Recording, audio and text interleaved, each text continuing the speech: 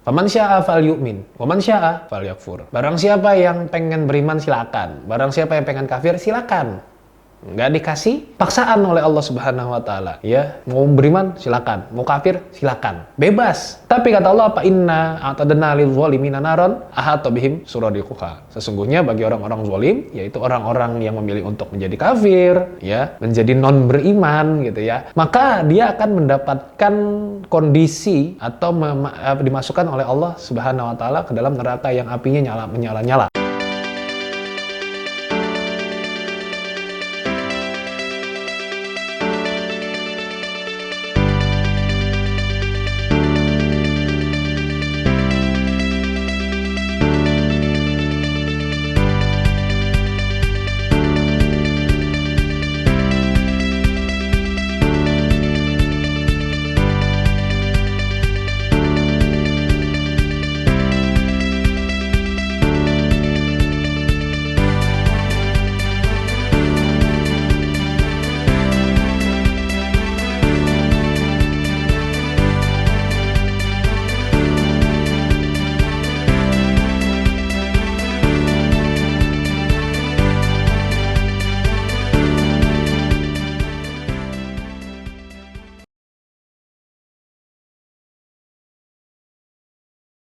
Bismillahirrahmanirrahim. Assalamualaikum warahmatullahi wabarakatuh.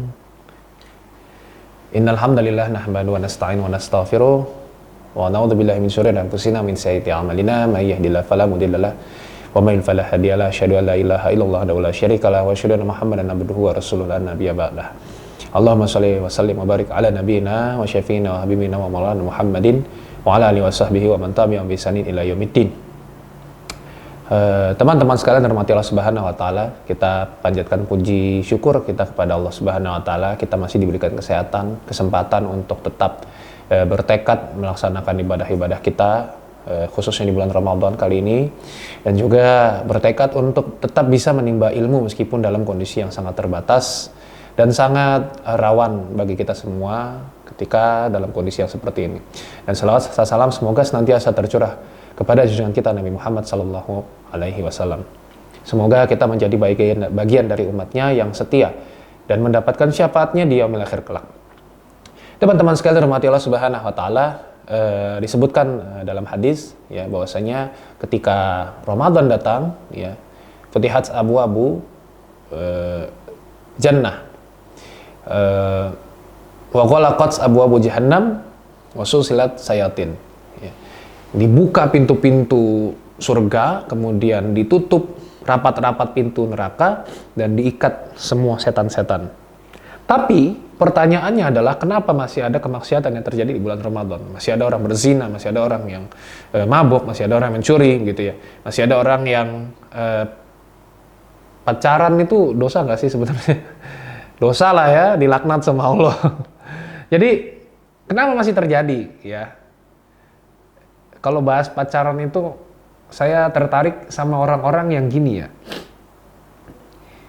Yang kita off dulu ya, selama Ramadan nanti kita berkomunikasi lagi kalau Ramadan sudah selesai.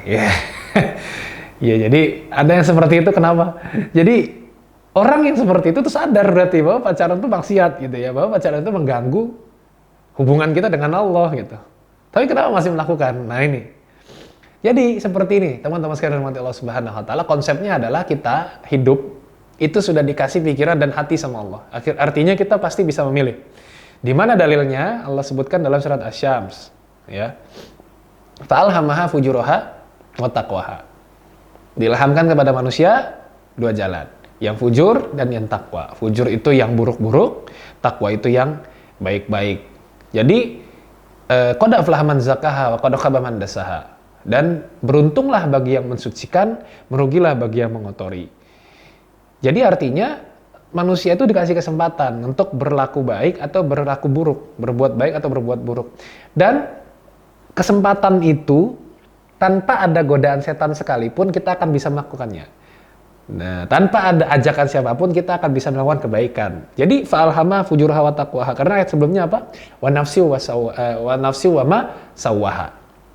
Dan demi jiwa, kata Allah, dan seluruh penyempurnaannya. Artinya, dengan kesempurnaan jiwa kita, dengan kesempurnaan diri kita yang Allah ciptakan itu sudah diberikan keleluasaan untuk memilih. Makanya banyak sekali ayat-ayat tentang pilihan, yang sifatnya pilihan. Ya meskipun kita harus milih yang baik. Misalnya la ikraha fid din, qad tabayyana rusydu minal ghai, ya kan? Tidak ada paksa dalam agama, ya sesungguhnya telah jelas yang mana yang lurus, mana yang enggak lurus, seperti itu. Ya, faman yakfur bit-taghuti wa yu'min billahi faqad istamsaka bil urwatil wuthqa lan fisama laha. Nah, dijelasin sama Allah di situ konsekuensi kalau kita memilih yang ghoi, memilih yang buruk, memilih yang baik, konsekuensinya apa? Atau di surat Al-Kahfi, faman syaa falyu'min wa man syaa falyakfur. Ya, barang siapa yang pengen beriman silakan, barang siapa yang pengen kafir silakan. Enggak dikasih paksaan oleh Allah Subhanahu wa taala.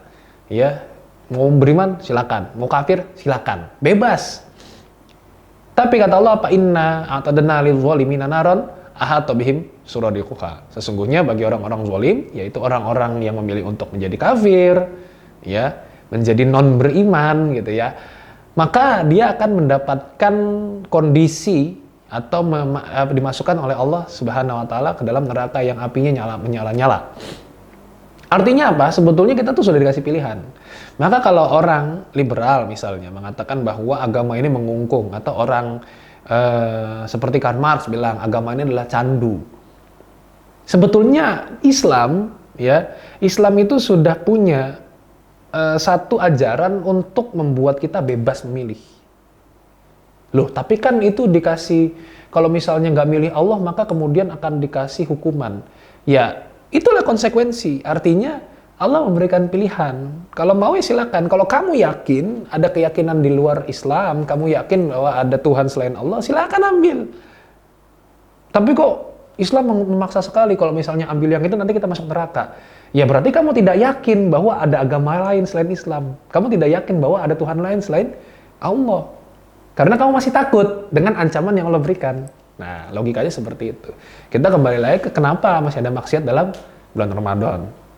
Jadi, karena memang sudah dikasih kebebasan oleh Allah kita untuk melaksanakan segala yang kita inginkan. Kalau mau beriman silakan, kalau enggak ya silakan.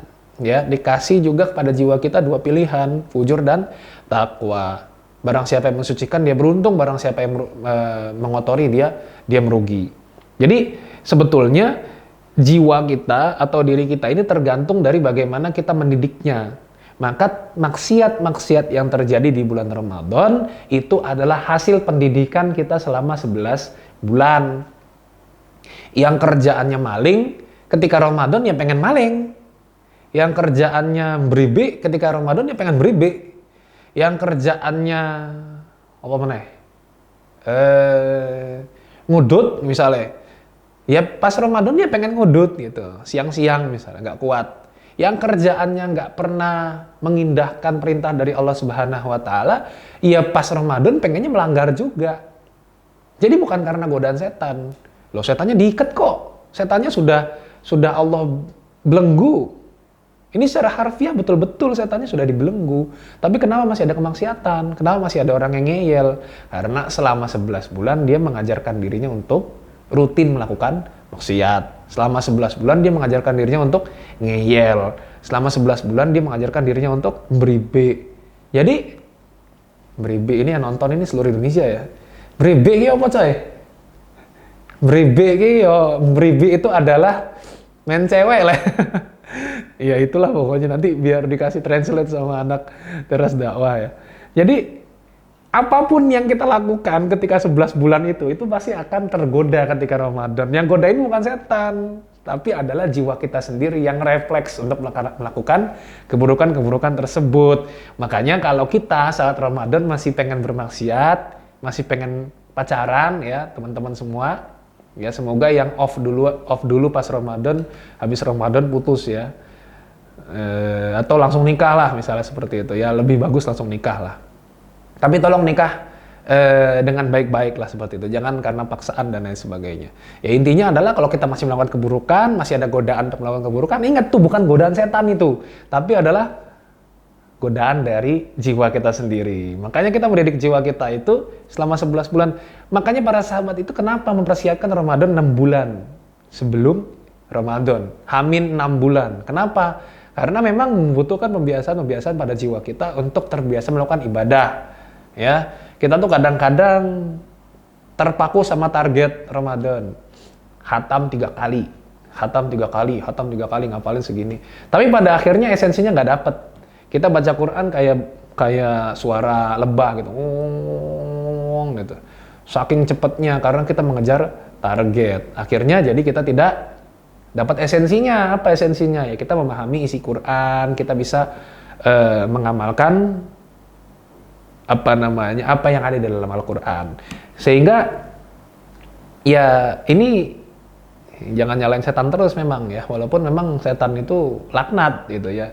Tapi kan setan itu minal jinnati wan nas, ya kan? Setan itu kan dari jin dan manusia. Nah, makanya godaan-godaan setan itu punya langkah-langkahnya tersendiri ya. Langkah yang pertama adalah dia menggoda kita untuk melakukan bid'ah atau sesuatu yang tidak diajarkan oleh Rasulullah Shallallahu Alaihi Wasallam dan agama kita gitu ya. Langkah pertama adalah menggoda kita untuk syirik. Mohon maaf. Langkah pertama adalah menggoda kita untuk syirik, untuk menuhankan selain Allah. Kalau gagal, dia akan masuk ke langkah kedua. Langkah kedua adalah menggoda kita untuk melakukan bid'ah, hal-hal yang tidak dilaksanakan atau diperintahkan oleh agama kita, dan itu adalah sesuatu yang kita anggap sebagai ibadah, ya.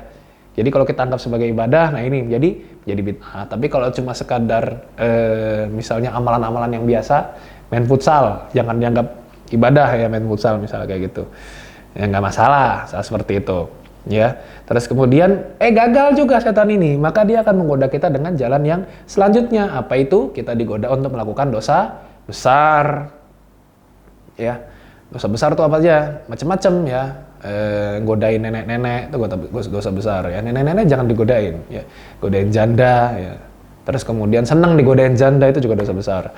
Artinya dosa-dosa yang memang ganjarannya sangat besar ya, yang memang dampaknya juga sangat besar, dampaknya terhadap diri sendiri dan juga orang lain ya. Terus kemudian gagal juga untuk digoda kepada dosa besar, maka kita akan digoda kepada dosa kecil, dosa-dosa yang sebetulnya tidak terlalu signifikan dampaknya kepada orang-orang di sekitar kita. Cuma setan ya begitu, pengennya sampai kita itu pokoknya nggak dekat sama Allah lah. Dosa kecil, ya. Nenek-nenek pengen nyebrang, kita ketawain, nah itu, ya. Tapi tetap kita seberangin, kan tetap berdosa tuh. Wah, sudah sakit hati tuh nenek-nenek, tapi tetap kita seberangin. Apalagi misalnya dosa kecil, ngadu cupang, ya, misalnya. Masih ada nggak zaman sekarang ngadu cupang? Terus kemudian main keong, ya, di terus dibalepan gitu ya. Apalagi? Ya itulah pokoknya tahu sendiri lah dosa kecil itu apa aja ya. Nah, terus nggak bisa. Kalau nggak bisa juga, maka setan akan menggoda ke kesempatan selanjutnya, yaitu jalan selanjutnya adalah digoda untuk disibukkan dalam hal-hal yang mubah. Dalam hal-hal yang mubah. Yang kita dibolehkan main PUBG, ya dari sahur sampai sahur lagi. Ya, edian tenan kowe. Terus main FIFA, main PES dari dari pagi sampai menjelang buka puasa ya, sholatnya tinggal ngajinya enggak juga gitu. Mubah kan, tapi melalaikan kita ya. Buka Instagram, stalking akhwat, mubah enggak itu ya? Dosa kecil itu kayaknya. Stalking akhwat, ya mungkin stalking akhwat enggak apa-apa ya. Mubah, hal yang mubah tapi kemudian melalaikan kita. Enggak bisa juga digoda, maka dia akan menggoda kita pada kesempatan yang selanjutnya. Apa tuh selanjutnya? Yaitu kita dibiarkan beribadah, tapi ibadah itu bukan prioritas utama. Ya, ibadahnya berpahala, tapi nggak ada dampaknya kepada diri kita maupun sekitar kita. Ya, jadi ibadahnya kita sibuk sama ibadah itu, kita lupa bahwa ada ibadah yang lebih prioritas. Kita sibuk ngejar hafalan, ngejar target, padahal prioritas kita adalah misalnya melayani tetangga-tetangga kita yang kesusahan. yang terdampak COVID-19 dan seterusnya. Kita ibadah berzikir sendiri, tapi ternyata tetangga kita ada yang kesusahan, yang belum makan dan lain sebagainya. Dan ini semua adalah godaan setan. Nah, ketika Ramadan, setan itu nggak ada gawean, mereka libur, ya. Mereka libur. Nah, ketika Ramadan itulah setan akan mencolek semua perwakilannya. Aku titipkan tugasku padamu, wahai anak muda. Nah, seperti itu. Nah, jadi kita tuh jadi perwakilan setan kalau masih melakukan kemaksiatan ketika bulan Ramadan. Maka, yuk kita sama-sama untuk tidak menjadi perwakilan setan, ya. Sama-sama untuk berusaha saling menasihati dalam kesabaran, dalam kebenaran, supaya kita tidak menjadi setan-setan baru di bulan Ramadan pada kali ini maupun Ramadan yang selanjutnya. Jadi jangan sampai kemudian kita terpaku pada wah ini setan, enggak ya. Karena pas Ramadan itu kita sudah dikasih bonus. Ibaratnya kita main bola, ya musuhnya backnya sudah diikat semua, tapi kita nggak bisa ngegolin, itu malu-maluin banget ya, memalukan sekali. Sehingga kita harus bisa memanfaatkan momentum ini ya sebanyak-banyaknya, sebaik-baiknya, meskipun dalam kondisi yang mungkin kita mengkarantina diri sendiri di rumah ya, kita banyak di rumah aja, bekerja di rumah dan seterusnya.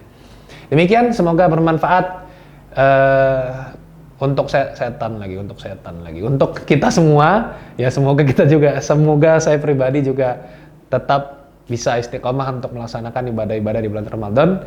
Jangan sampai kita kalah sama tekadnya setan untuk menggoda kita, karena setan will be back ketika setelah selesai bulan Ramadan. Oke? Demikian dari saya. Aku qouli hadza wa astaghfirullah wa lakum. Assalamualaikum warahmatullahi wabarakatuh.